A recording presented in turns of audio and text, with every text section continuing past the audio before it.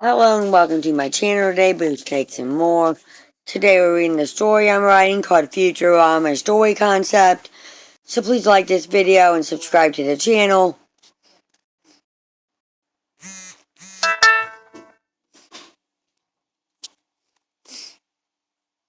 In the 31st century, New York didn't feel like the future so much as a slightly more chaotic version of the present, just with hover cars, alien traffic jams, and the occasional tentacled street vendor yelling at you in three languages.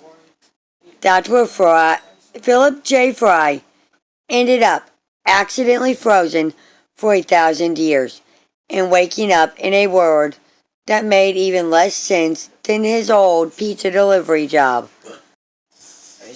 Fry's first real memory of the future wasn't wonder,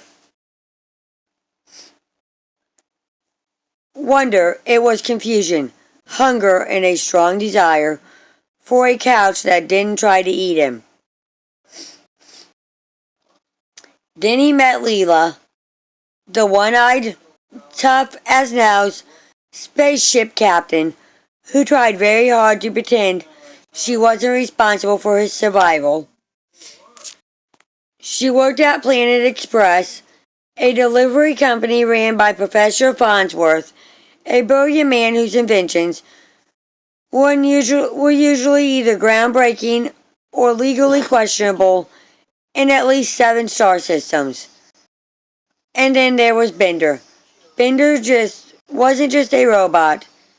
He was a bending unit with attitude problems, a love of alcohol, and a moral compass predominantly struck on optional.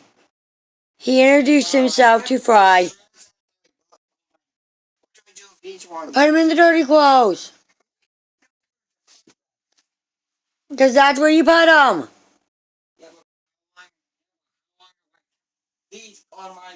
I don't know. You're the one that puts him on your bed instead of putting him in the dirty clothes.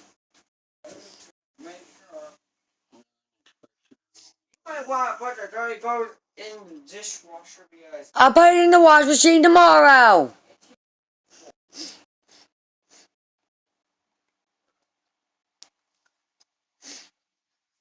Trying to rob him, then deciding they were best friends when it turned out Fry had nothing worth stealing. Together they became the core of the Planet Express crew, an intergalactic delivery team that regularly delivered packages to places like Sinunet nebulous, bureaucratic planets, and moons that with unionized lava. Life at Planet Express was never normal, mostly because normal had been outlawed in several districts after an incident involving a time paradox, a sandwich, and 3 versions of Bender. Professor Farnsworth would often begin missions with the words, "Good news, everyone," which was universally understood to mean the opposite. This time the mission involved delivering a mysterious crate to a planet where emotions were taxed and sarcasm was considered a felony.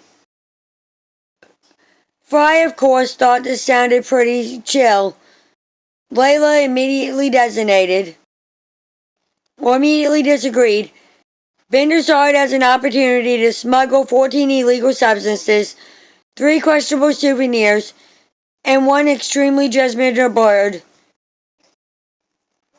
As they traveled through hyperspace, the ship's AI politely informed them that reality was experiencing minor instability, which turned out to mean the universe had briefly duplicated itself, and both versions were arguing over who had to exist.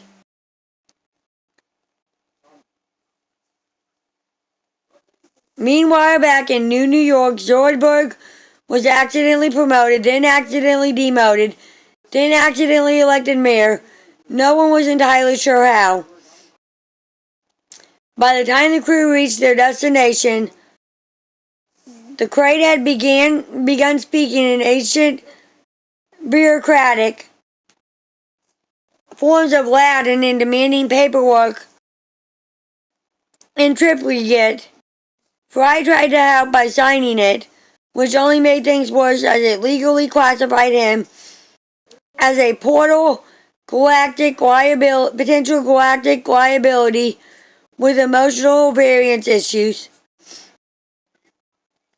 Layla saved the day, as she usually did, by punching the crate until it stopped trying to unionize. Bender immediately tried to take credit for the victory. Professor Farnsworth declared the mission a success, though he couldn't remember what the mission was anymore. And Fry, still very much out of place, still very much human, looked out at the infinite absurdity of the universe and realized something important. No matter how weird the future got, it was still better than delivering pizza. And somehow it gets all logic that made it home. That's the word of Futurama, where the future is broken, the jokes are timeless, and the delivery always arrives eventually. Thank you for watching this video, and peace out to the next one.